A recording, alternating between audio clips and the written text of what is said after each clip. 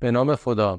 این جانب حمیدرضا رمضانی، مدیر تولید شرکت دما تجهیز رسانا هستم.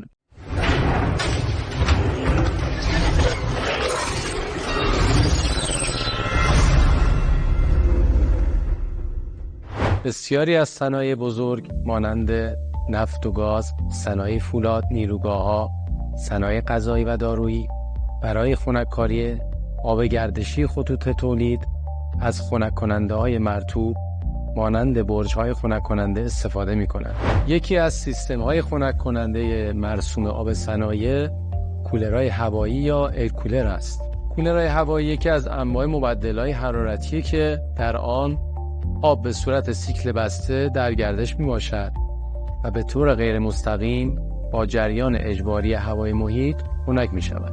نکته حائز اهمیت در طراحی کولرهای هوایی در نظر گرفتن صحیح پارامترهای جوی یا شرایط محیط بهره‌برداری و محل نصب می باشد. همچنین انتخاب درست متریال با توجه به پارامترهای سیال خنک شونده مانند فشار، دما و خوردگی از نکات قابل اهمیت می باشد.